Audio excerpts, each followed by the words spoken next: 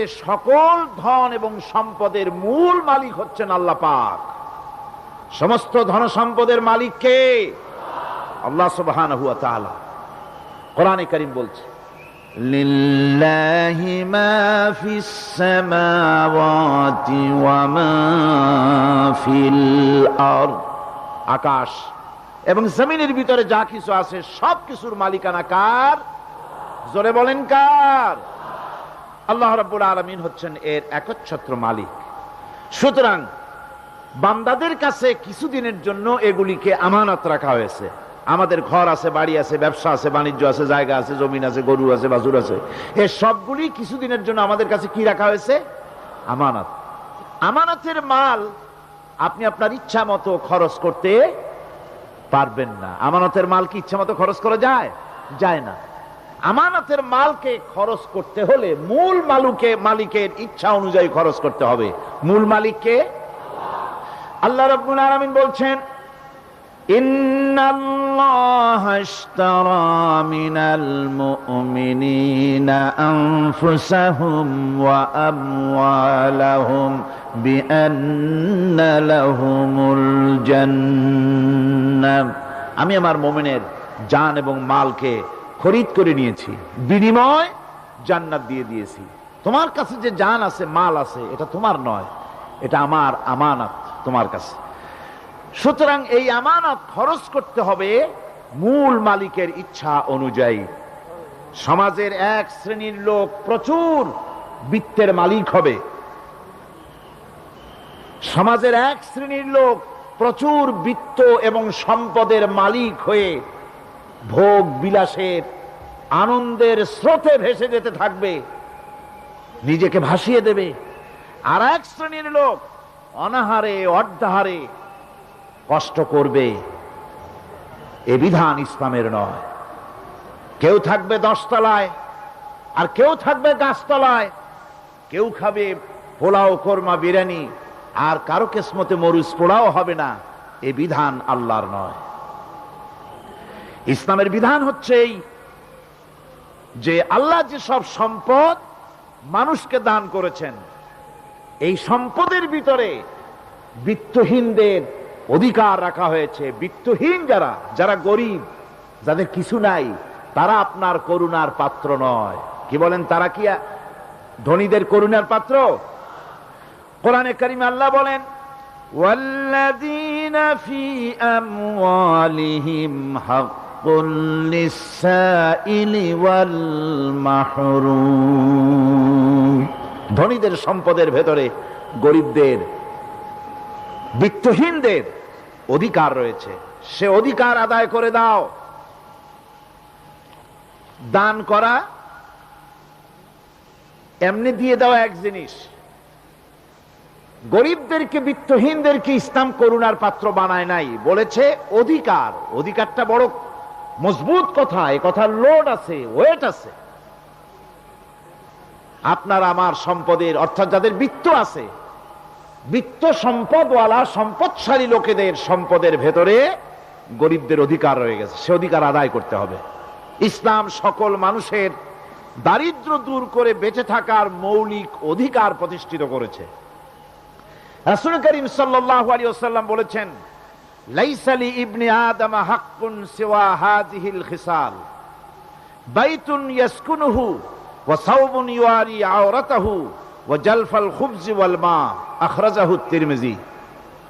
তিরমিজি শরীফের হাদিসের ভেতরে এসেছে, রাসূল করিম সাল্লাল্লাহু আলাইহি ওয়াসাল্লাম বলেছেন, প্রত্যেকটি বনি আদমের তার বাস করার জন্য একটা গৃহ, এবং লজ্জা ঢাকার জন্য, শীত নিবারণের জন্য তার বস্ত্র, আর ক্ষুধা মিটাবার জন্য তার পানি আর রুটি ইত্যাদির ব্যবস্থা করতে হবে। চাই সে মুসলমান হোক, আর হিন্দু হোক, আর খ্রিস্টান হোক। বনি আদম, আদমের সন্তান যে মানুষ, যে তার এই অধিকার ইসলাম প্রতিষ্ঠিত করেছে। আজ বলা হচ্ছে খাদ্য, বস্ত্র, বাসস্থান সমাধান দেবে অমুকরা তমুকরা, এরকমের স্লোগান হয় না? ওরা দিতে পারবে না, ওরা দিতে পারে নাই। খাদ্য, বস্ত্র, শিক্ষা, চিকিৎসা, বাসস্থানের গ্যারান্টি দিয়েছে কোরআন, দিয়েছে আল্লাহ রসুল জনাবে মুহাম্মদ রাসূলুল্লাহ সাল্লাল্লাহু আলাইহি ওয়াসাল্লাম। ইসলাম অর্থনৈতিক নিরাপত্তার জন্য যে সব পন্থা অবলম্বন করেছে সেটা হচ্ছে যে সমাজের কর্মক্ষম সকল ব্যক্তি রুজির জন্য পরিশ্রম করবে, কেউ বসে থাকতে পারবে না। এটা হচ্ছে ইসলামের নিয়ম, কেউ বসে থাকতে পারবে না। কোরআনে কারীম বলছে ফাইযা কুদিয়াতিস সালাতু ফান্তাশিরু ফিল আরদ ওয়াবতাগু মিন ফাদলিল্লাহ। ফাইযা কুদিয়াতিস সালাত, যখন তোমার নামাজ সম্পূর্ণ হয়ে গেল, ফান্তাশিরু ফিল আরদ, ছড়িয়ে পড়ো আমার জমিনের উপরে, ওয়াবতাগু মিন ফাদলিল্লাহ, আর আমার অনুগ্রহ অনুসন্ধান করো। রুজি কামানো কোনো খারাপ জিনিস না। কেউ মনে করে সারাদিন বসে বসে আল্লাহর জিকির করব, কেউ দুনিয়াটারে ঝামেলা মনে করে জঙ্গলে চলে যেতে চায়। এটা নিয়ম না। আপনি বসে থাকতে পারবেন না, আপনাকে কাজ করতে হবে। রুজি কামাই করাটাকে কোরআনে কারিমে এতটা সম্মান দিয়েছে যেটাকে ফদলুল্লাহ বলা হয়েছে। ফদলুল্লাহ এটা আল্লাহর অনুগ্রহ, সুবহানাল্লাহ বলেন। এটাকে ফদলুল্লাহ বলা হয়েছে, এটা জিনাতুল্লাহ বলা হয়েছে। আপনি যে কাপড় চোপড় ব্যবহার করেন, এই কাপড় চোপড়ের ব্যাপারে আল্লাহ পাক প্রশংসা করেছেন, কাপড় চোপড় সুন্দর পরতে বলেছেন। তারপরে রুজি রোজগার হালাল করতে বলা হয়েছে, এবং রুজি কামাবার ব্যাপারে হালাল ভাবে রুজি কামাবার জন্য ইন্সপিরেশন দেওয়া হয়েছে কোরআন এবং হাদিসে। রাসূল করিম সাল্লাল্লাহু আলাইহি ওয়াসাল্লাম বলেছেন আল কাসিবু হাবিবুল্লাহ, সহস্তে যে উপার্জন করে সে আল্লাহর বন্ধু। যে ব্যক্তি ঠেলা গাড়ি চালায়, কুলি মজুর রিক্সা চালায়, নিন্দা নাই, তাকে নিন্দা করা যাবে না। রিক্সাওয়ালাও একটা গুরুত্বপূর্ণ দায়িত্ব পালন করছে। কুমার, কামার, তাঁতি, জেলে, ধোপা, নাপিত সবাই কাজ করছে। প্রত্যেক কাজের সম্মান ইসলাম দেয়, সুবহানাল্লাহ কোন। সমস্ত কাজের সম্মান আছে, শুধুমাত্র সম্মান নাই চুরির কাজের, ডাকাতির কাজের, সন্ত্রাসের কাজের, চাঁদাবাজির কাজের, মাস্তানির কাজের। এই সব কাজ নিন্দনীয় এবং এই সব কাজ নিতান্ত বাজে কাজ। এ কাজের কোনো সম্মান নাই। সম্মান হচ্ছে নিজের হাতে কামাই করে সারা দিনে এক মুঠো খাবারও যদি খান, আপনার খাবারের চাইতে হালাল খাবার কারো হতে পারে না। আল্লাহর বন্ধু সোজা কথা না। আল কাসিবু হাবিবুল্লাহ, সহস্ত উপার্জনের এত বরকত। সেজন্য অর্থনৈতিক নিরাপত্তার জন্য সমাজের প্রত্যেকটি কর্মক্ষম লোককে কাজ করতে হবে। কি করতে হবে? নামাজ পড়া হয়ে গেছে, এখন আর বসে থাকা চলবে না, নেমে পড়ুন কাজের জন্য, আল্লাহর অনুগ্রহ অনুসন্ধান করুন। এরপরে আল্লাহ পাক বলছেন আমার অনুগ্রহ রুজি কামাও, আর রুজি কামাবার সময় ওযকুরুল্লাহ যিকরান কাসীরা লাআল্লাকুম তুফলিহুন। আর জিকির করবা আমার বেশি, আমার জিকির করবা। বলা হচ্ছে রুজি অনুসন্ধান করো, আর বলা হচ্ছে আমার জিকির করো।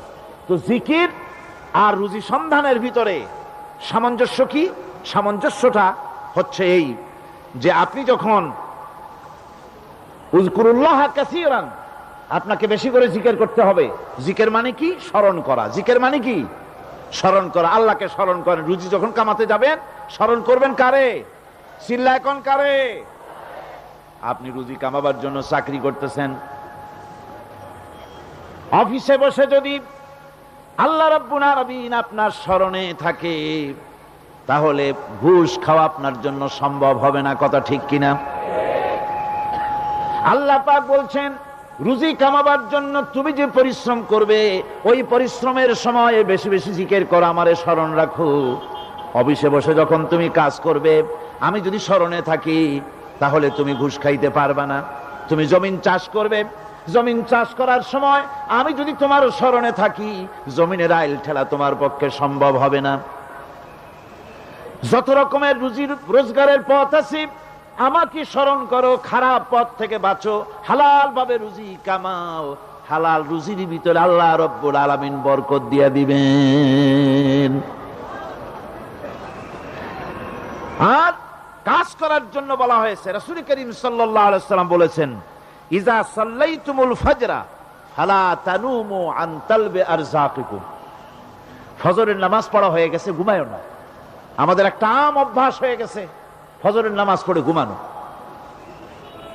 হাদিস শরীফে বলা হচ্ছে ফজরের নামাজ পড়া হয়ে গেছে, ঘুমায়ও না, রুজি তালাশ করো, রিজিক তালাশ করো, নিজের সাহায্য করো, অন্যকে সাহায্য করো, নিজের সংসারের জন্য কাজ করো, অন্যের জন্যও করো। হালাল ভাবে রুজি কামাই করে বউকে একটা ব্লাউজ কিনে দিয়েছেন, একটা শাড়ি কিনে দিয়েছেন, বাচ্চাকে ক্লাসের বই কিনে দিয়েছেন, বাজার থেকে মাছ তরিতরকারি কিনে। অক্ষম ব্যক্তিদেরকে সহযোগিতা করবে, যারা নাকি উপার্জন করতে পারে না ওই জাতীয় লোকদেরকে তারা সহযোগিতা করবে।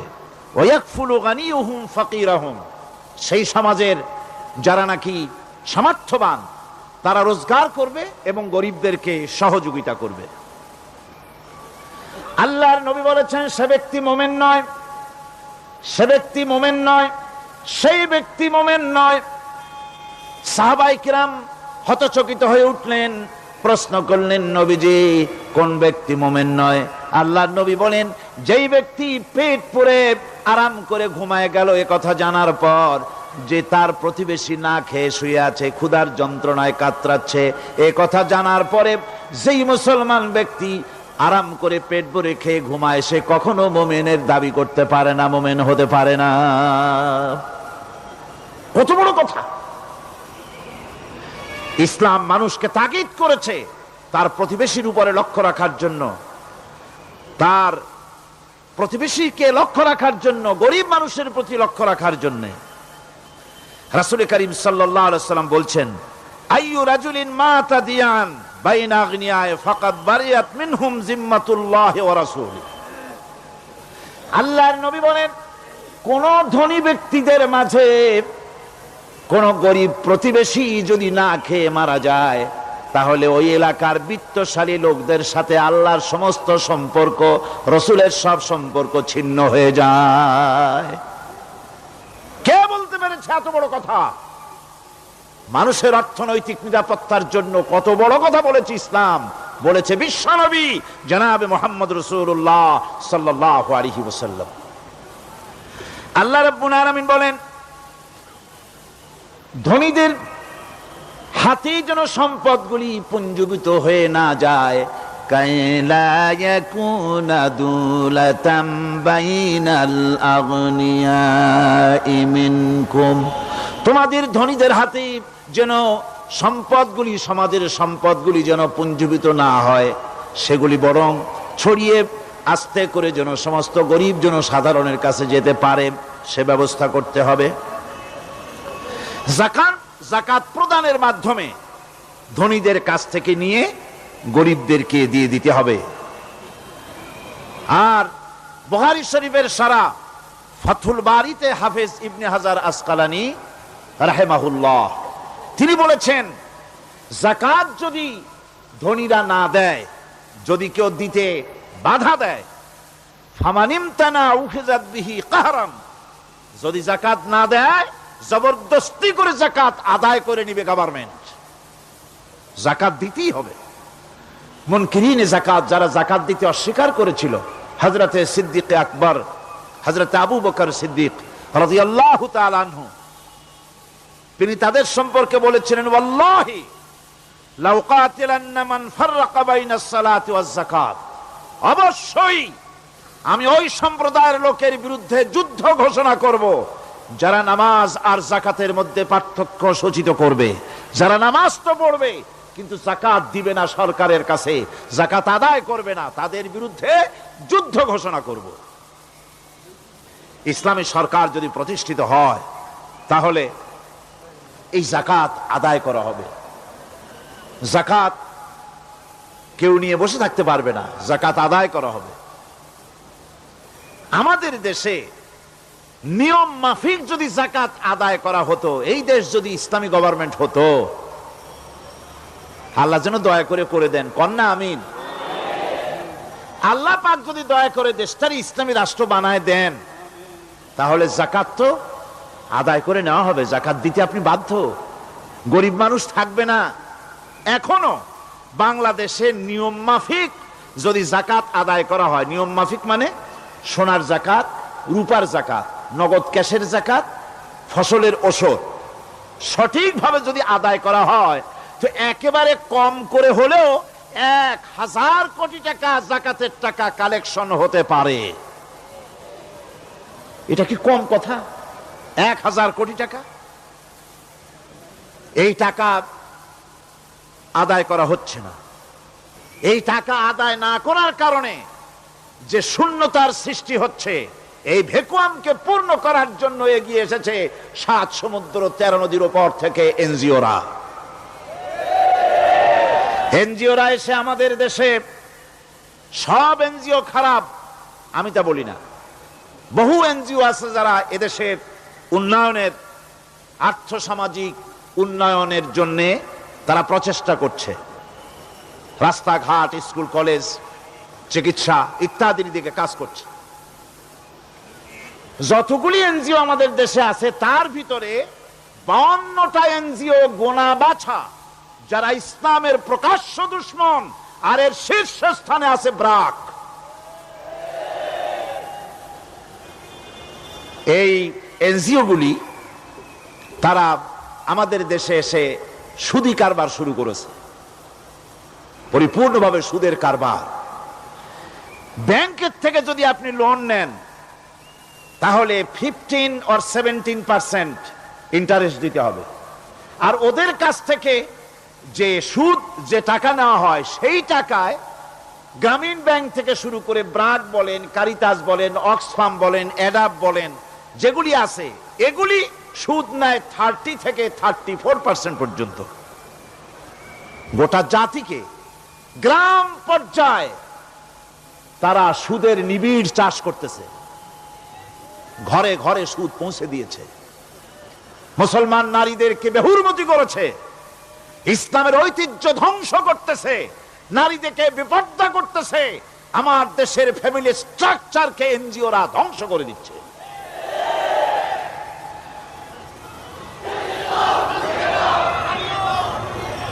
সুতরাং এনজিওরা এই সুযোগটা পেত না। যদি জাকাত কালেকশন করা হতো আর জাকাত দিয়ে, জাকাত যে সব জায়গায় খরচ করতে হয় সেই খরচ করার জায়গাগুলিতে সঠিকভাবে যদি ব্যয় করা হতো, এই অবস্থা হতো না। বাংলাদেশে সম্পদের অভাব নাই। যারা বলে বাংলাদেশ গরিব, আমি তাদের সাথে একমত নই। আক্ষরিক অর্থে বাংলাদেশ গরিব নয়, বাংলাদেশে সম্পদ আছে।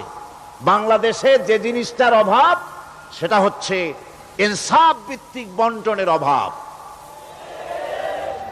এখানে কেউ তো 1000 বিঘা জমির মালিক, বিঘা বোঝেন না কি কন আপনারা? কানি। কেউ তো 1000 কানির মালিক, আর কারো তো রান্নাঘর উঠাবার জায়গা নাই। কথাটাই ঠিক কিনা?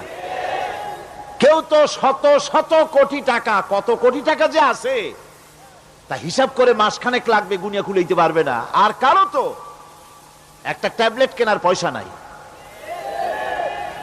সুতরাং আমার দেশে যেভাবে গরিব বলা হয় আক্ষরিক অর্থে ওইভাবে আমার দেশ গরিব নয়। আমাদের দেশে সম্পদ আছে, বহুত জমি অনাবাদি ফেলে রাখা হয়েছে। রাসূল করিম সাল্লাল্লাহু আলাইহি ওয়াসাল্লাম বলেছেন, সেই ব্যক্তির জমিন রাখার অধিকার নাই যে ব্যক্তি তা চাষের আওতায় না আনে। আছে না বহুত জমি পড়িয়া? আবাদযোগ্য জমি আমাদের দেশে আছে যা, তার 2,40,00,000 একর। আমাদের ভূমি সম্পদ রয়েছে, বনজ সম্পদ যা আছে সেটা হচ্ছে 32,53,860 একর জুড়ে বিরাট বনজ সম্পদ আমাদের আছে। ভূমি সম্পদ আছে, বনজ সম্পদ আছে। আমাদের রয়েছে পানি সম্পদ, প্রায় 250 নদী, 3,600 বর্গ মাইল জুড়ে নদীগুলো প্রবাহিত আছে। আমাদের পানি সম্পদ আছে। আমাদের গ্যাস সম্পদ আছে, যে গ্যাস অন্তত 100 বছর চলতে পারে। প্রত্যেক বাড়িতে বাড়িতে গ্যাসের সংযোগ দিলেও 100 বছরে ফুরাবে না। আলহামদুলিল্লাহ কইতে ইচ্ছা করে না? জোরে কোন আলহামদুলিল্লাহ। আমাদের গ্যাস সম্পদ রয়েছে, আমাদের মৎস্য সম্পদ আছে, পশু সম্পদ আছে, কৃষি সম্পদ আছে, আরো রয়েছে বিপুল জনশক্তি। জনশক্তিকে আজ সবচাইতে বার্ডেন মনে করা হয়। জনশক্তিকে বলা হয় বাংলাদেশের সবচাইতে বড় সমস্যা জনশক্তি সমস্যা। এটা হচ্ছে যে সরকার আসে তারই ভূতে পায়, যে যায় লঙ্কা সে আর মানুষ হালে ফেরে না, মানুষগুলি তার জন্য জ্বালা। অথচ এই মানব শক্তি হচ্ছে শ্রেষ্ঠ শক্তি। ইউনিভার্সিটি জনমের মতো না বাড়াইয়া, এখন তো ইউনিভার্সিটি দাবি করতেছে সকলে, গ্রামে গঞ্জে থানায় রান্নাঘরে সব জায়গায় কয় আমাদের ইউনিভার্সিটি দাও। আর ইউনিভার্সিটির ফজিলত কি তা তো আমরা দেখতেইছি। এর থেকে বেশি করে পলিটেকনিক ইনস্টিটিউট, ভোকেশনাল ইনস্টিটিউট ইত্যাদি যদি বানানো হতো, ভিক্ষার হাতকে কর্মীর হাতে যদি পরিণত করা যেত, মানুষগুলিকে যদি কর্মক্ষম করা যেত, তাদেরকে যদি মডার্ন টেকনোলজি যদি শিক্ষা দেওয়া যেত, তাহলে এই মানব শক্তি রপ্তানি করে বা পৃথিবীর বিভিন্ন দেশ থেকে মূল্যবান বৈদেশিক মুদ্রা অর্জন করা যায়। সেটা না করে মানুষ হইছে জ্বালা, জনমের মতো এদেরকে মারো। এটা হচ্ছে ট্রেনের থার্ড ক্লাস প্যাসেঞ্জার্স মেন্টালিটি। সেটা কিরকম? সেটা হচ্ছে ট্রেনে যখন মানুষ চলে তৃতীয় শ্রেণীতে, একবার উঠে বসলে সে অন্যের জন্য জায়গা ছাড়ে না। জায়গা খালি আছে, আরেকজন আসে বললে ভাই আমার একটু বসতে দাও, কয় না ভাই এখানে লোক আছে। আসলে কিন্তু লোক নাই। আপনি যদি বলেন যে সেই লোক আসলে আমি জায়গা ছেড়ে দেবো, ততক্ষণ তো বসি।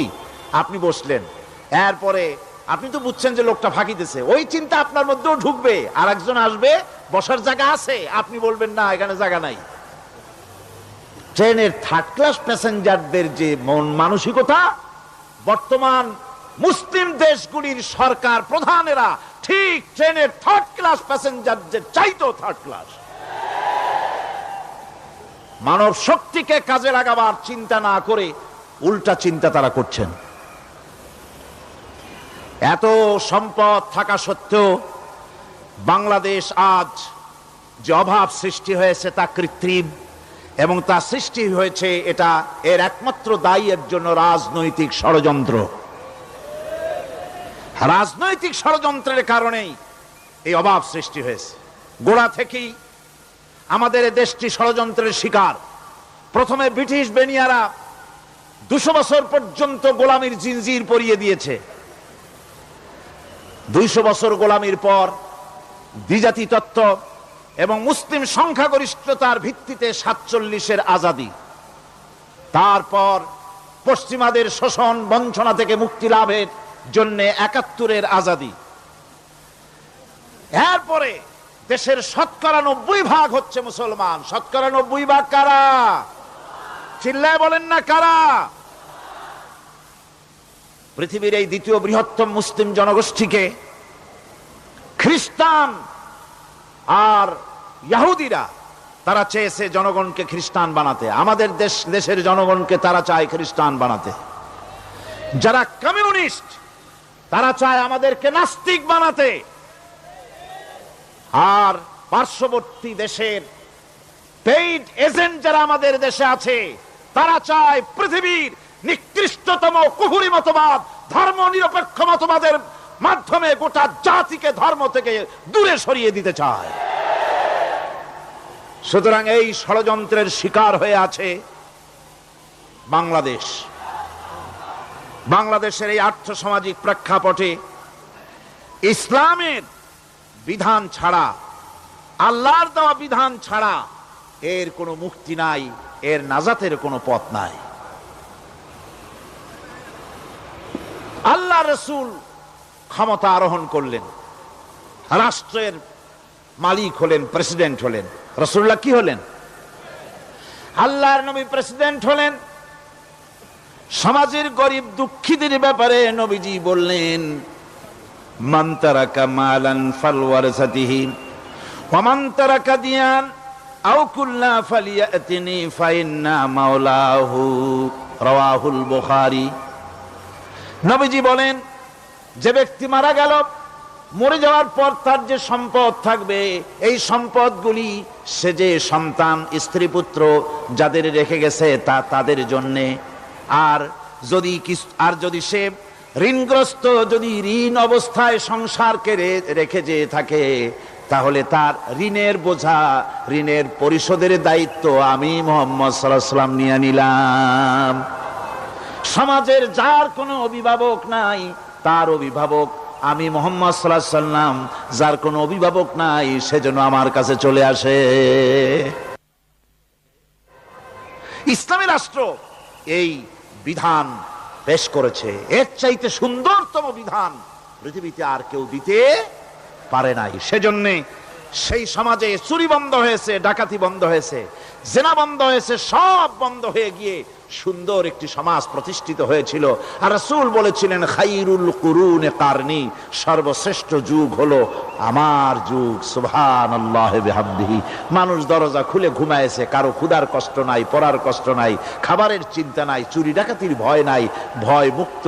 ওই যে গতকাল বলেছিলাম, যেমন একটা সমাজ আসবে, খাব্বাব চিন্তা করো না, আমি কসম করছি এমন একটা সমাজ প্রতিষ্ঠিত হবে যেই সমাজে চুরি ডাকাতি জেনা ব্যভিচার হত্যা ধর্ষণ কোনো ভয় থাকবে না। লা ইয়াখাফু ইল্লাল্লাহ, আল্লাহ ছাড়া কারো কোনো ভয়, মনের ভিতরে ভয় থাকবে না। ওয়ালাকিন্নাকুম তাস্তাজিলুন, তোমরা বড্ড তাড়াহুড়ো করতেছো, বেসবর হচ্ছ, সবর করো, তাড়াহুড়ো করো না। এমন সমাজ আসবে। রাসূলুল্লাহ এরকম একটা সমাজ গোটা পৃথিবীবাসীকে উপহার দিতে পেরেছিলেন না পারেন নাই? পেরেছিলেন কিনা? সেই কথাই আল্লাহ রাব্বুল আলামিনের কথার সঙ্গে বার মিলান। লাইসাল বিররা আন তুওয়াল্লু বুজুহাকুম কিবালাল মাশরিকি ওয়াল মাগরিব। পূর্ব পশ্চিমে কত মাথা ঘুরালে, চেহারা ঘুরালে, এটাই কিন্তু তোমার পুণ্যবান হওয়ার জন্য, নেককার হওয়ার জন্য যথেষ্ট নয়। বরং যথেষ্ট হলো আল্লাহর প্রতি ঈমান আনো, কিতাবের প্রতি, পরকালের প্রতি, ফেরেশতার প্রতি, নবীদের পরে ঈমান আনো। আর আল্লাহর মহব্বতে, আল্লাহর প্রেমে উদ্বুদ্ধ হয়ে আর একটা বড় কাজ করো, সেটা হলো ওয়াতাল মালা আলা হুব্বিহি যাবিল কুরবা ওয়াল ইয়াতামা ওয়াল মাসাকিন ওয়াবনাস সাবিল ওয়াস-সাইলিনা ওয়া ফির রিকাবি ওয়া কামাস সালাতা ওয়া আতাজ যাকাত والموفون بعهدهم إذا عاهدوا والصابرين في البأساء والضراء وحين البأس أولئك الذين صدقوا وأولئك هم المتقون।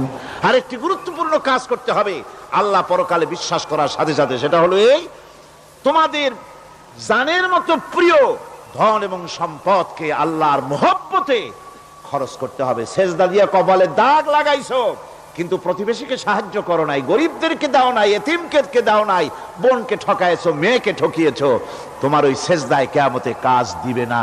প্রকৃতপক্ষের নেককার পুণ্যবান হওয়ার জন্য গরিব জনসাধারণকে সহযোগিতা করতে হবে। এরপরে মাঝখান থেকে যেটা বাদ দিয়েছিলাম, বলেছিলাম নামাজ এবং যাকাত। আমি যাকাতটা কালকে আগে নিয়ে এসেছিলাম, নামাজটা ছিল আগে। সেই নামাজটা যেহেতু আলাদা একটা বিষয় হবে, আর যাকাতটা সাদকার সাথে সামঞ্জস্য আছে, সেই জন্য যাকাত আর সাদাকার কথাটা একসঙ্গে মিলাই বলেছিলাম। এখন শুরু করছি নামাজ। সালাত, সালাত এর আবিধানিক অর্থ হচ্ছে কোন জিনিসের দিকে মুখ ফিরানো। সালাতের অর্থ হচ্ছে নিকটবর্তী হওয়া, মুখ ঘুরানো, মুতাওয়াজ্জা হওয়া। ওই যে হযরত ইব্রাহিম আলাইহিস সালাম বলেছিলেন, ইন্নী ওয়াজ্জাহতু ওয়াজহিয়া লিল্লাযী ফাতারাস সামাওয়াতি ওয়াল আরদ। জানেন আপনারা? পড়েন, ইন্নী ওয়াজ্জাহতু ওয়াজহিয়া লিল্লাযী ফাতারাস সামাওয়াতি ওয়াল আরদা হানিফা ওয়া মা আনা মিনাল মুশরিকিন। নিশ্চয় আমার মুখ ঘুরায় দিলাম কার দিকে? যিনি আকাশ এবং জমিনের স্রষ্টা, সব কিছুর মালিক যিনি, তার দিকে আমি মুতাওয়াজ্জা হলাম। নামাজের অর্থই হচ্ছে মুতাওয়াজ্জা হওয়া, মুখ ঘুরিয়ে দেওয়া, চেহারা ঘুরিয়ে দেওয়া। আর নামাজের আরেক অর্থ হচ্ছে নিকটবর্তী থেকে আরো নিকটবর্তী হওয়া। আমরা কি নিকটবর্তী হতে চাই? না বুঝলে কবেন কি? নিকটবর্তী হইতে চাই কার? আল্লাহ। আমরা কি আল্লাহর নিকটবর্তী হতে চাই? আল্লাহ রাব্বুল আলামিন বলেন, নিকটবর্তী হতে হলে ওয়াসজুদ ওয়াকতারিব, সেজদা দাও আর সেজদার মাধ্যমে আমার নিকটবর্তী হয়ে যাও। সেজদা দিলেই আল্লাহর নিকটবর্তী হওয়া যায়। কোন সুবহানাল্লাহ। সাহাবী, আল্লাহর নবীর সাহাবী প্রশ্ন করেছেন, নবীজি, বান্দা কখন আল্লাহর নিকটবর্তী হয়ে যায়? নবীজি বলেছেন, বান্দা যখন সেজদা দেয় তখন আল্লাহর বান্দার মাঝে কোনো হিজাব থাকে না, একদম আল্লাহ পাকের নিকটবর্তী হয়ে যায় বান্দা যখন সেজদায় পড়ে যায়। সুতরাং নামাজ হচ্ছে নিকটবর্তী হওয়া, সালাত এটা হচ্ছে নিকটবর্তী হওয়া। নামাজ ফরজ হওয়ার কারণ হচ্ছে এই যে মানুষ আল্লাহর বান্দা বা গোলাম হিসেবে সৃষ্টি হয়েছে, তাই একমুখী হয়ে রবের বন্দিগি করা এটা হচ্ছে তার স্বাভাবিক একটা প্রকৃতি। আল্লাহ রাব্বুল আলামিন এই প্রকৃতির দাবি মিটাবার জন্যই নামাজের ব্যবস্থা করেছেন। মানুষের ফিতরত, মানুষের নেচার, মানুষের ফিতরত হচ্ছে এই যে কারো না কারো কাছে মাথা নত করা, হাত জোড় করা, মাথা নত করা, সার্বভৌমত্বের মালিক কাউকে মনে করা। হাত জোড় করতে হলে, মাথা নত করতে হলে, সার্বভৌমত্বের মালিক হিসেবে কাউকে গ্রহণ করতে হলে আল্লাহর বিকল্প কেউ আছে নাকি? ইসলামের মূল দাওয়াতটা হলো ফিতরাত অনুযায়ী দাওয়াত দেওয়া হয়েছে। মানুষ যেন মাথা নত করে, গোলামি করে। এজন্য আল্লাহ রাব্বুল আলামিন বলেছেন যে আমি মানুষ এবং জিনকে সৃষ্টি করেছি, তার কারণটাই হলো মা খালাকতুল জিন্না ওয়াল ইনসা ইল্লা লিয়াবুদুন। মানুষ আর জিন জাতিকে সৃষ্টি করা হয়েছে ইবাদতের জন্য, গোলামির জন্য। ইবাদত আর গোলামি এটাই করতে হবে, গোলামি করতে হবে, দাসত্ব করতে হবে। আর এই দাসত্ব, আল্লাহর আনুগত্যই গোলামির দাওয়াত দিয়েছেন দুনিয়ার সব নবীরা। কোন নবী বলেন নাই যে আমার গোলামি করো। কেউ বলেছেন? বলেন জোরে, কেউ বলেছেন? আল্লাহ পাক বলেন, ওয়ালাকাদ বা'আসনা ফি কুল্লি উম্মাতির রাসূলা আন ইবুদুল্লাহা ওয়াজতানিবুত তাগুত। প্রত্যেক জাতির জন্য আমি রাসূল প্রেরণ করেছি, তারা মানুষকে দাওয়াত দিয়েছেন এই কথা বলে যে এক আল্লাহর গোলামি করো, তিনি ছাড়া কোনো ইলাহ নাই, আইন দাতা নাই, বিধান দাতা নাই, তার গোলামি, তার সামনে মাথা নত করে দাও। আর প্রত্যেক নবীর যুগেই নামাজ রোজা শরীয়তের মধ্যে ছিল। নামাজ রোজা কম বেশি প্রত্যেক নবীর জামানায় আল্লাহ পাক এটাকে বাধ্যতামূলক করেছিলেন। নামাজ, রোজা, যাকাত সব নবীদের জন্য বাধ্যতামূলক ছিল, তার উম্মতের জন্য বাধ্যতামূলক ছিল। নামাজ হচ্ছে তাওহীদের অবশ্যম্ভাবী এক বহির্প্রকাশ। তাওহীদের জন্য তাওহীদবাদী মানুষ যারা, তাদেরকে নামাজ আদায় করতেই হবে। আকীদা বিশ্বাসের দিক থেকে তাওহীদ যদি হয় পুরা দ্বীনের মূল উৎস, তাহলে আমলের দিক থেকে নামাজ হচ্ছে পুরা দ্বীনের মূল ভিত্তি। নামাজ হচ্ছে আমলের মূল ভিত্তি। এর বাস্তবায়ন ছাড়া দ্বীন পূর্ণ হয় না। নামাজ মুমিনের কেবলমাত্র একটি উত্তম আমলই নয়, বরং নামাজ হচ্ছে ঈমানের মূল ভিত্তি। যার কাছে নামাজ নাই তার কাছে কিছুই নাই। রাসূল করিম সাল্লাল্লাহু আলাইহি ওয়াসাল্লাম বলেছেন যে নামাজ যে ব্যক্তি পড়ে না, আল্লাহ পাকের সাথে তার কোনো সম্পর্ক বাকি থাকে না। সুতরাং এই নামাজটা হচ্ছে এই যে একমাত্র একাগ্র চিত্তে আদবের সাথে আল্লাহর সামনে রুজু হয়ে যাওয়া। কোরআনে কারীম বলছে মুনিবিনা ইলাইহি واتقوه وأقيموا الصلاة ولا تكونوا من المشركين। তোমরা আল্লাহর দিকে রুজু হয়ে যাও এবং তাকে ভয় করে অন্যায় কাজ থেকে বিরত থাকো, আর নামাজ কায়েম করো, মুশরিকদের অন্তর্ভুক্ত হয়ে যেও না। নামাজ কায়েম করা, নামাজের আদেশ কোরআনে কারীমের মধ্যে আল্লাহ পাক বহু জায়গায় করেছেন। ঈমানের পর নামাজই হচ্ছে সবচেয়ে বড় জরুরি। একজন মানুষ ঈমান আনলো, যেমন কালকে একজন ঈমান এনেছে, ঈমান আনার সাথে সাথে তার প্রথম কাজ কি বলুন? বলেন, প্রথম কাজ কি?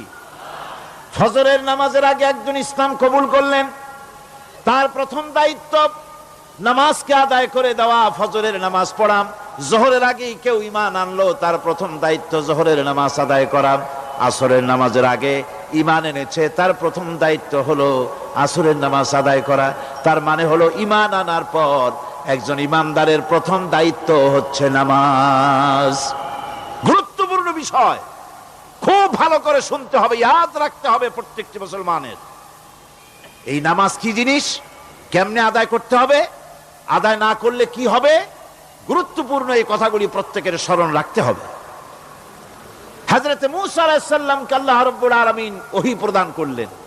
যেদিন ওহী দিলেন, ওহী দিয়ে সেই মুহূর্তে আল্লাহ পাক তাকে শোনালেন, ইন্নানি আনাল্লাহ লা ইলাহা ইল্লা আনা ফা'বুদনি ওয়া আকিমিস সালাতা লিযিকরি।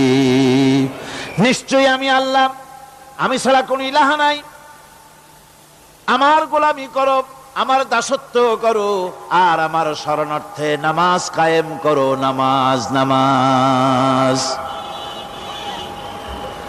নামাজ কায়েম করতে হবে, এটাই হচ্ছে ইমানের সবচেয়ে বড় দাবি।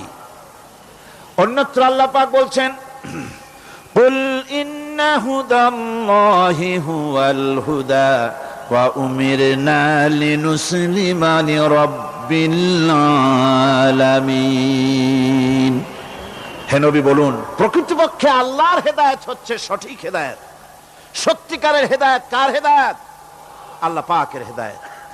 এবং তার পক্ষ থেকে নির্দেশ করা হয়েছে যে সারা জাহানের মালিকের সামনে মাথা নত করে দাও। মাথা নত করবেন কার কাছে? আল্লাহ পাকের কাছে।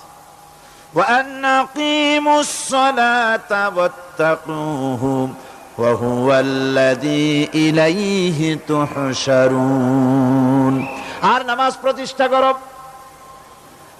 আল্লাহ রাব্বুল আলামিনের ভয়তে সমস্ত অপরাধমূলক কাজ থেকে, অসামাজিক কার্যকলাপ থেকে বিরত থাকেও।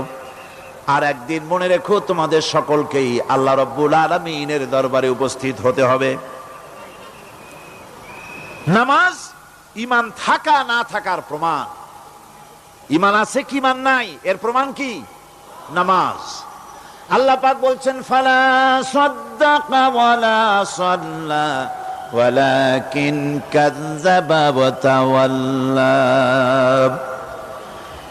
কিন্তু না সে সত্য মেনে নিল, আর না সে সালাত আদায় করলো, বরং সত্যকে মিথ্যা মনে করে ফিরে গেল। নামাজটাই হচ্ছে একজন মানুষের, সে মুমিন না কাফের তা প্রমাণ করার জন্য, এটাই হচ্ছে মূল কথা। কিয়ামতের দিন মানুষ যে জাহান্নামে যাবে, জাহান্নামের জন্য, জাহান্নামে যে সব কারণে যাবে তার মধ্যে বড় কারণ কালকে বলেছিলাম, দেখি মনে আছে নাকি? বড় কারণ কয়টা?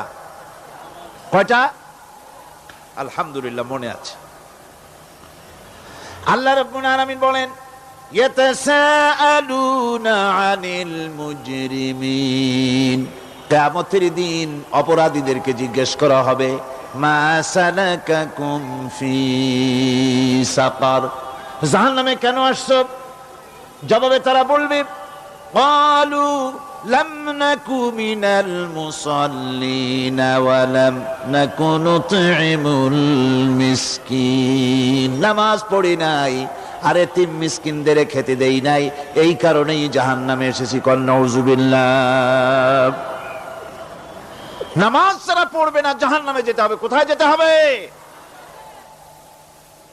কেউ কেউ মনে করতে পারবেন নামাজের ওয়াজ তো বহু শুনছি, এর চাইতে গুরুত্বপূর্ণ জিনিস আর নাই। নামাজের চাইতে গুরুত্বপূর্ণ ইবাদত আল্লাহর সৃষ্টি করেন নাই। মুসলমানের জন্য সর্বশ্রেষ্ঠ ইবাদত কি? চিল্লায় এখন জোরে বলেন কি? এই নামাজ আকসার মানুষের নামাজ হয় না। যারা আমরা নামাজ পড়ি, বহু লোকের নামাজ পড়ে ঠিক, কিন্তু নামাজ আদায় হয় না। আমি সে কথা বলবো সামনের দিকে, প্রাণ খুলে শুনবেন, কাজে লাগবে ইনশাআল্লাহ। কোন ইনশাআল্লাহ? আকীদাগত দিক থেকে ঈমান হলো তাওহীদের স্বীকৃতি, আর আমলের দিক থেকে নামাজ হচ্ছে তাওহীদের বহিঃপ্রকাশ। আপনি মুসলমান তা প্রমাণ হবে নামাজ দিয়ে। নামাজহীন ঈমানের দাবি মূল্যহীন। যার নামাজ নাই তার ঈমানের দাবি করার কোনো মূল্যই নেই। অনেক এরকম কথা বলে, হুজুর আমি মানুষটা নিতান্ত খারাপ না, যাই মনে করেন, গ্রামে রাস্তা বানাইছি, ব্রিজ করে দিয়েছি, কালভার্ট করেছি, এতিম মিসকিনরে তাও মাঝে মধ্যে খাবার দেই। নামাজ হচ্ছে ইসলামের গণ্ডির মধ্যে প্রবেশের প্রমাণ।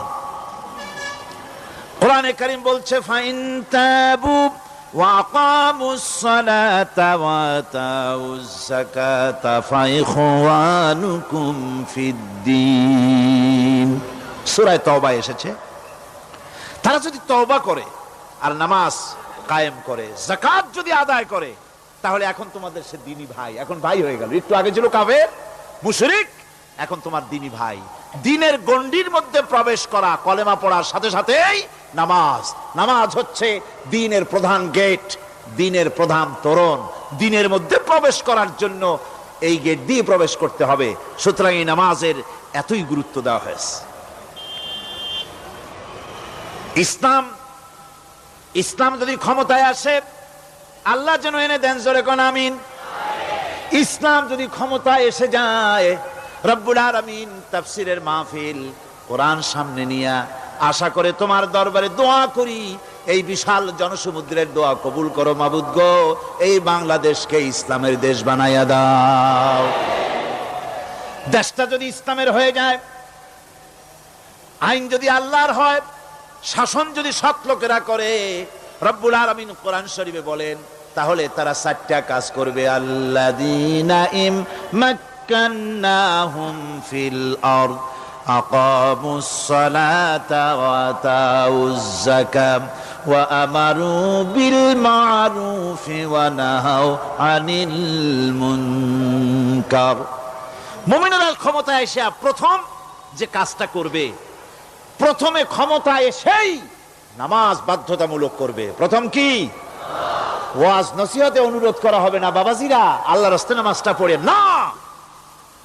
রেডিও এবং টেলিভিশনের মাধ্যমে রাষ্ট্রপ্রধান অর্ডার করে দিবেন, আজ থেকে বাংলাদেশের 12 কোটি তাওহীদি জনতা, নারী পুরুষ যারা আকেল বালিগ, সকলের জন্য নামাজ বাধ্যতামূলক, নামাজ পড়তেই হবে।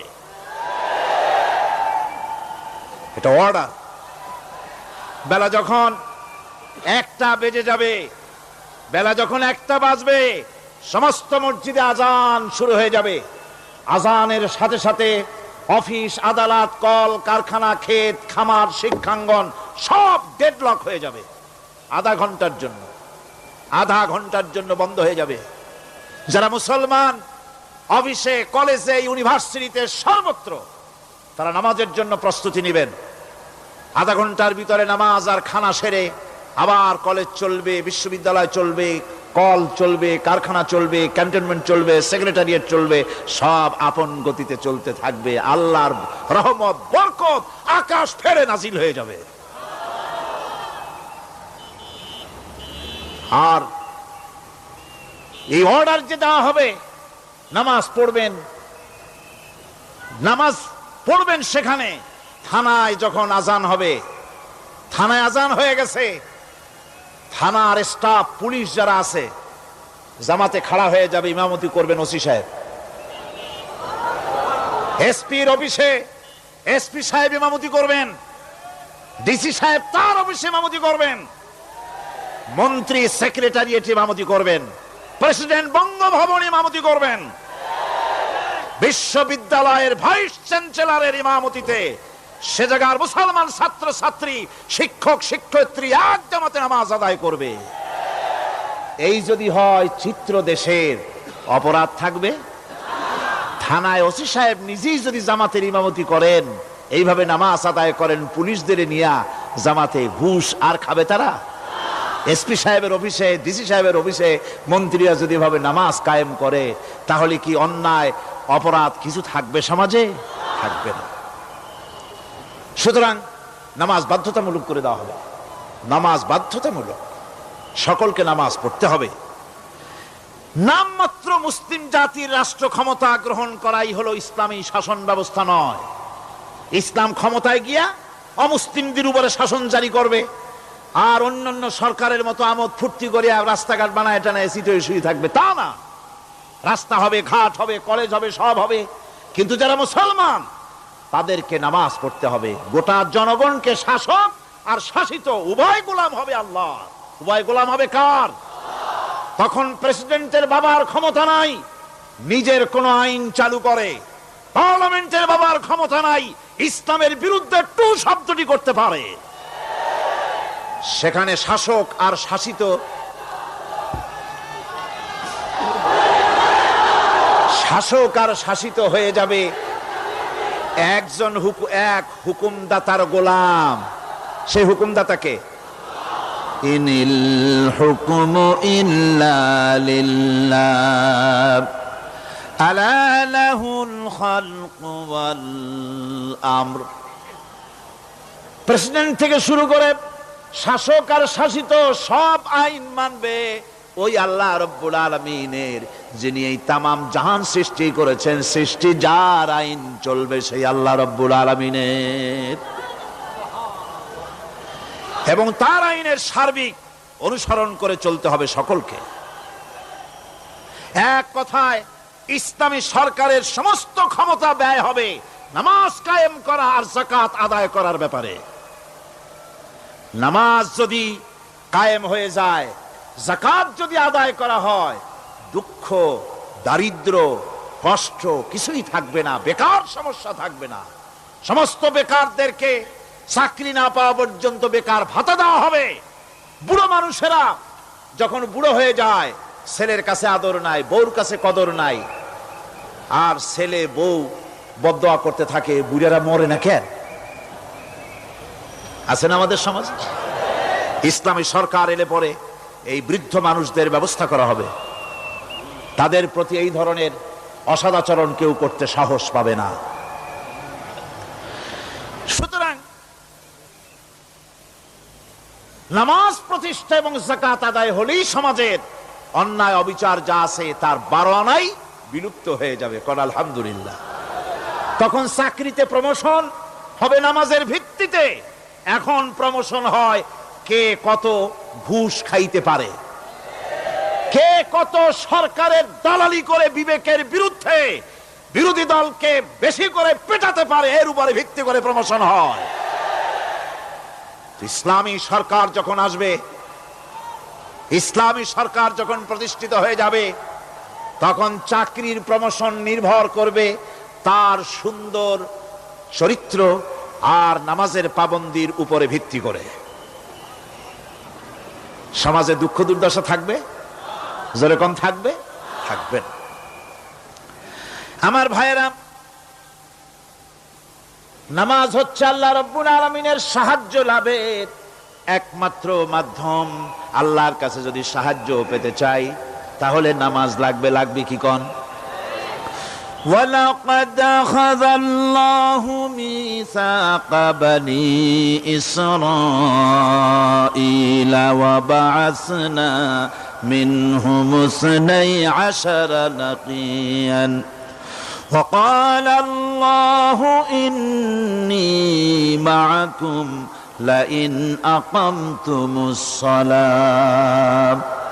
আল্লাহ পাক বলেন, বনি ইসরাইলদের নিকট আমি ওয়াদা নিয়েছিলাম, তোমরা যদি মানুষদেরকে অসামাজিক কার্যকলাপ থেকে যদি তোমরা ফিরাইতে পারো, মানুষদেরকে অসামাজিক কার্যকলাপ থেকে তোমরা ফিরাবে। 12টা গোত্রের জন্য 12 জন নকিব নির্দিষ্ট করে দেওয়া হলো, তাদের দায়িত্ব দেওয়া হলো। মানুষদেরকে, সমাজের লোকদেরকে অন্যায় কাজ থেকে তারা ফিরাবে, ভালো ভালো কাজ করার জন্য তাদেরকে আদেশ করবে, অসামাজিক অধর্মীয় কাজ থেকে বাঁচাবার চেষ্টা করবে। এইটা যদি তোমরা করো তাহলে আমি তোমাদের সাথে আছি। শর্ত হলো একটা, তোমাদেরকে নামাজ কায়েম করতে হবে। নামাজ যদি কায়েম করো আমার মদদ তোমাদের জন্য অবধারিত হবে। নামাজ প্রতিষ্ঠা করলেই আল্লাহর সাহায্য লাভ করা যায় জীবনের সকল ক্ষেত্রে। নামাজ হচ্ছে অপকর্মের প্রতিবন্ধক। নামাজ পড়লে অন্যায় কাজ থেকে বাঁচার পথ। অন্যায় থেকে বাঁচায় কিসে? নামাজ।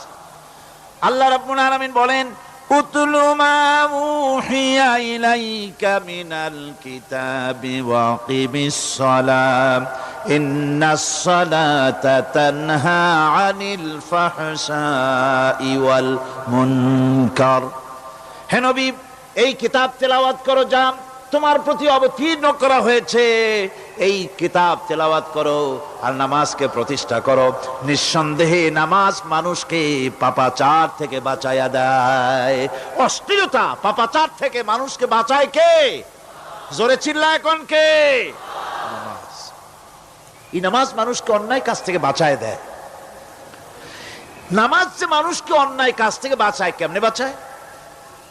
আমরা যে নামাজ পড়ি, এই নামাজে তো আমাদেরকে অন্যায় কাজ থেকে বাঁচাইতে পারে না। নামাজি বহুত মানুষ আছে অন্যায় করে, করে কিনা কোন? না করে না? করে। নামাজি অথচ অন্যায় করে। আর আল্লাহ বলছেন নামাজিকে, নামাজ তাকে অশ্লীলতা থেকে ফিরায়। তাহলে কথা কারটা ঠিক? আল্লাহরটা। জোরে বলেন, কারটা ঠিক? অবশ্যই আমার আল্লাহর কথা হক।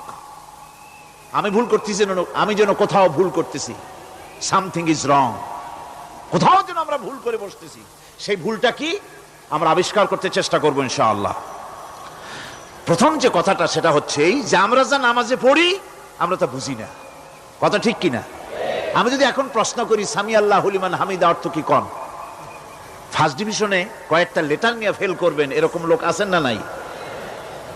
সুবহান রাব্বিয়াল আলা অর্থ কি জানি না। সুবহান রাব্বিয়াল আযীমের অর্থ কি জানি না। দোয়া কুনুত অর্থ কি জানি না। তাশাহুদ অর্থ কি জানি না। সূরা ফাতিহার অর্থ কি জানি না। এমন কি উযুর মধ্যে কয়টা ফরজ তাও অনেকের জানা নাই। কথা কি বেশি বললাম না ঠিক বলছি? একজনের জিজ্ঞেস করলো, মিয়া উযুতে কয় ফরজ? কয় হুজুর কি মনে করেন যে বুঝি জানি না? এটা তো সাধারণ ব্যাপার, বলেন না কয় ফরজ? কয় উযুতে তো 17 ফরজ। কি কি? কয় হাত ধোয়া, পাও ধোয়া, মুখ ধোয়া, নাক ধোয়া, চোখ ধোয়া, জিহ্বা ধোয়া, মাথা ধোয়া। বলতে বলতে গুনে দেখা গেল প্রায় 19টার মতো বলছে। বলা হলো, মিয়া বললেন আপনি উযুতে ফরজ 17টা, কইলেন আপনি 19টা। কয় হুজুর জানি আরো, বলি না আপনাদের ভয়তে। উযু জানে না, নামাজ জানে না, তাকে এই নামাজ কেমনে ফিরাবে অন্যায় কাজ থেকে? কথা বুঝতে পেরেছেন? নামাজে কি পড়ি? নামাজে দাঁড়ায় গেলাম, আল্লাহু আকবার অর্থ কি? চিল্লায় কন্না আল্লাহু আকবার। এরকম না, মুসলমানের মতো গলা ছেড়ে দিয়ে চিৎকার দিয়ে বলেন আল্লাহু আকবার। এই আল্লাহু আকবার, আল্লাহ সর্বশ্রেষ্ঠ, তার চাইতে বড় আর কেউ নাই। এই কথা দিনরাত 24 ঘন্টার ভিতরে শত শতবার বলি, একবার দুইবার না, শত শতবার বলি আল্লাহ সর্বশ্রেষ্ঠ। এই কথা বলার পরেও মনের মধ্যে অন্য কেউ বড় হয়, আল্লাহর বড়ত্ব যেভাবে মুখ দিয়া বলি ওইভাবে কার্যত পালন করি না। নামাজে আল্লাহু আকবার বললাম, এরপরে সানা পড়লাম, তারপরে সূরা ফাতিহা পড়লাম। সূরা ফাতিহার ভিতরে যে সমস্ত কথাগুলি বললাম সেই কথাগুলি বুঝি না, কি বলেছি তাও জানি না। এরপরে সুবহান রাব্বিয়াল আলা বলেছি, সুবহান রাব্বিয়াল আযীম বলেছি, সামি আল্লাহু লিমান হামিদা বলেছি, অর্থ কি জানি না। আল্লাহ তা শুনতে পান, যে ব্যক্তি আল্লাহর প্রশংসা করেন তিনি তা শুনতে পান। নামাজের মধ্যে আইডিয়া দেওয়া হচ্ছে, তুমি যে আল্লাহর জন্য নামাজ পড়তেছো, প্রশংসা করতেছো, এটা এমন নয় যে আল্লাহ পাক দেখছেন না বা শুনতেছেন না। তুমি যা বলতেছো, প্রশংসা করতেছো, আল্লাহ পাক তা শুনতে পাচ্ছেন। সামি আল্লাহু লিমান হামিদা। সুবহান রাব্বিয়াল আলা, আমি মহান সর্বশ্রেষ্ঠ আল্লাহ রাব্বুল আলামিনের পবিত্রতা ঘোষণা করছি, আমি তার প্রশংসা করছি। সূরা ফাতিহার কি আমরা বলি আপনারা ব্যাখ্যা দেখে বুঝে নিয়েন, সেগুলি আমি এখানে বলে বাকি কথা সব শেষ করতে পারবো না। এরপরে আমরা নামাজের মধ্যে দোয়া কুনুত পড়ি। সেই দোয়া কুনুতে যে কি ওয়াদাটা করি, অন্তত আমার তো মনে হয় সাধারণ মানুষের মধ্যে 99.9 লোকেরা জানে না দোয়া কুনুতে কি পড়ে, অর্থ বোঝে না। দোয়া কুনুতের মধ্যে বলা হচ্ছে আল্লাহুম্মা ইন্না নাস্তাঈনুকা, হে আল্লাহ আমি তোমার কাছে সাহায্য চাই। কার কাছে সাহায্য চাই? আল্লাহর কাছে সাহায্য চাই। নামাজের ভিতরে বলতেছেন, এই কথা যদি অর্থ আপনি জানতেন যে তোমার কাছে সকল ব্যাপারে সাহায্য চাই তোমার কাছে, এই কথাটা যদি মনে প্রাণে বুঝতেন, তাহলে দুনিয়ায় কোনো মাজারে গিয়া মরা জিন্দা মানুষের কাছে গিয়া নিজের ছেলে মেয়ে চাইতেন না, চাকরির উন্নতি চেতেন না। আপনি নামাজের ভিতরে বলতেছেন আপনার কাছে, আয় আল্লাহ আপনার কাছে সর্বপ্রকারের সাহায্য আপনার কাছে চাই। নামাজের ভিতরে কিসের মধ্যে বলতেছেন? বিশ্বাস যদি করতেন, যদি বুঝতেন, তাহলে যত বড় পীর আসুক দেশ থেকে আর বিদেশ থেকে, সন্তান চাওয়ার জন্য পাগল হয়ে পায়ের উপরে পড়ে থাকতেন না, আল্লাহর কাছেই চাইতেন। কার কাছে চাইতেন? এরপরে বলতেছেন আস্তাগফিরুকা, তোমার কাছে ক্ষমা চাই, গুনাহ করেছি, অনেক গুনাহ করেছি, তোমার কাছে ক্ষমা চাই, কারণ সাহায্য করতে পারো তুমি, গুনাহ মাফ করতে পারো তুমি। গুনাহ মাফ করার ক্ষমতা কি আছে পৃথিবীর কারো? আকাশে জমিনে আল্লাহ ছাড়া মানুষের গুনাহ কেউ মাফ করতে পারে? এরপরে বলতেছি ওয়ানুমিনু বিকা, আয় আল্লাহ আমি তোমার উপর ঈমান এনেছি, পরিপূর্ণভাবে তোমার উপরে ঈমান এনেছি। ওয়ানাতাওয়াক্কালু আলাইক, আর তোমার উপরেই কেবলমাত্র ভরসা করেছি। ঈমান এনেছি তোমার উপরে, ভরসা করছিও তোমার উপরে। এই কথাগুলি যদি আমরা বুঝতাম, তাহলে আত্মাটা বড় হয়ে যেত, মাথাটা আল্লাহ ছাড়া কারো সামনে নত হতো না। ঠিক না বেটি? আল্লাহ ছাড়া কারো সামনে মাথা নত হতো না। আল্লাহর উপরই ভরসা, তোমার উপর ভরসা করছি, তোমার উপর ঈমান এনেছি। এরপরে বলছি ওয়ানুসনি আলাইকাল খায়র, সর্বপ্রকার কল্যাণের সাথে তোমার প্রশংসা করতেছি। ওয়ানাশকুরুকা, আর তোমার কৃতজ্ঞতা স্বীকার করছি, আমি তোমার শুকর আদায় করি, সর্ব ব্যাপারে তোমার শুকর আদায় করি। আর কি করি? ওয়ালা নাকফুরুকা, আমি কুফরি করি না, অকৃতজ্ঞ নই, আমি তোমার কৃতজ্ঞ বান্দা, আমি অকৃতজ্ঞ নই। একথা আপনি নামাজের মধ্যে বলেন, কিন্তু কৃতজ্ঞতা স্বীকার করেন না। আল্লাহ যে ছেলে দিয়েছে শুকর আদায় করেন না, আল্লাহ যে সুন্দরী বউ বা ভালো বউ দিয়েছেন শুকর আদায় করেন না, আল্লাহ সন্তান দিয়েছে শুকর আদায় করে না, আল্লাহ রাব্বুল আলামিন চাকরি দিয়েছেন, বাড়ি দিয়েছেন, জায়গা দিয়েছেন, জমিন দিয়েছেন, যৌবন দিয়েছেন, স্বাস্থ্য দিয়েছেন, শুকর আদায় করে না। আল্লাহ পাক বলেন, বান্দারে যে অবস্থায় থাকো শুকর আদায় করো। লা ইন শাকারতুম লাযীদান্নাকুম ওয়া লা ইন কাফারতুম ইন্না আযাবী লাশাদীদ। আমার নিয়ামতের শুকর যদি আদায় করো আমি বেশি করে বাড়ায় দেব, আর যদি শুকর আদায় না করো তাহলে মস্ত বড় শাস্তি রেখে দিয়েছি। সব ব্যাপারে শুকর আদায় করো, আমার নিয়ামতের শুকর আদায় করো। চোখ দিয়া দেখতে পাও, কও আলহামদুলিল্লাহ। মুখ দিয়া কথা বলতে পারো, কও আলহামদুলিল্লাহ। যা খাও মজা লাগে, বলো আলহামদুলিল্লাহ। কাজ করতে পারো, বলো আলহামদুলিল্লাহ।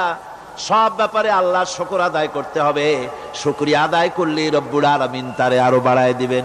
এই কথাই বলতেছি, আল্লাহ শুকর করি, আর তোমার সাথে আমি কুফরি করি না, কৃতজ্ঞ আমি নই। ওয়া নাখলাউ ওয়া নাতরুকু মান ইয়াফজুরুকা, আর আমি ওয়াদা করতেছি এই কথা, তোমার সাথে যারা প্রকাশ্য দুশ্মনী করে, যারা প্রকাশ্য গুনার মধ্যে লিপ্ত আছে আর তোমার সাথে দুশ্মনী করে, ওদের সাথে আমার সমস্ত সম্পর্ককে ছিন্ন করে দিলাম। দেখছেন নামাজে কি কইলেন আপনি? আপনি নামাজে কত বড় কথা বললেন।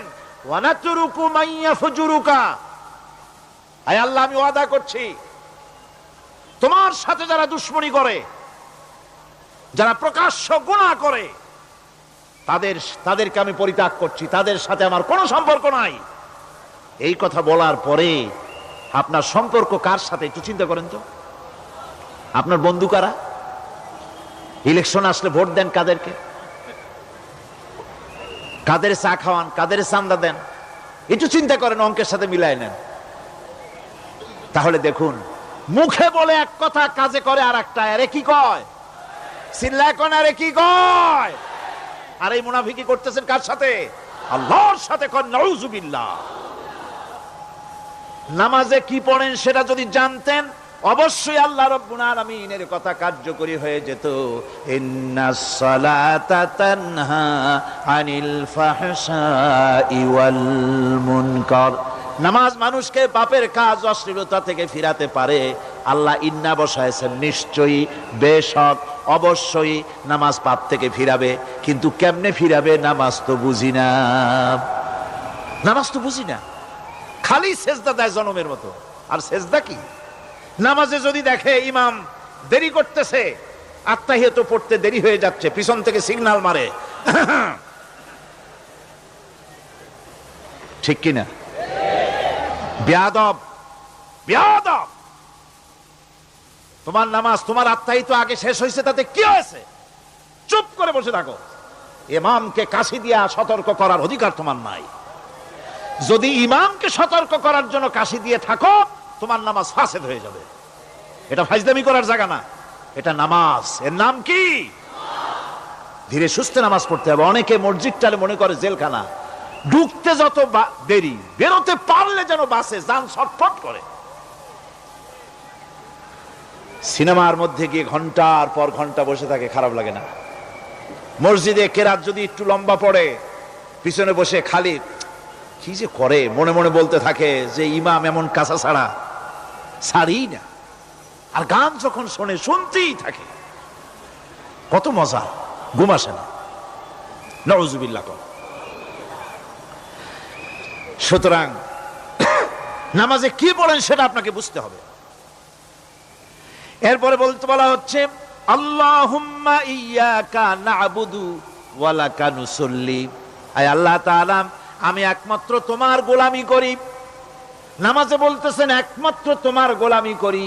আর নামাজ থেকে বেরিয়ে আসার পর ওজনে দিলেন কম, খাদ্যে দিলেন ভেজাল, মানুষের জমিনের আইল ঠেললেন, বোনেরে ঠকালেন, মেয়েকে ঠকালেন, মিথ্যে কথা বললেন, আর নামাজে বলে আসছেন আল্লাহ তোমার ইবাদত করি। এই বুঝি তোমার ইবাদতের নমুনা?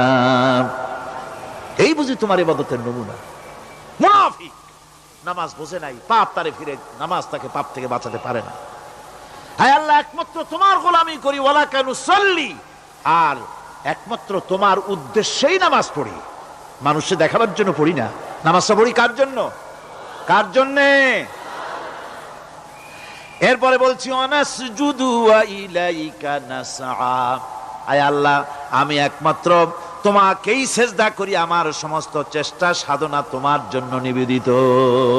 আমার চেষ্টা, আমার জিহাদ, আমার আন্দোলন, আমার বাঁচা, আমার মরা, আমার ব্যবসা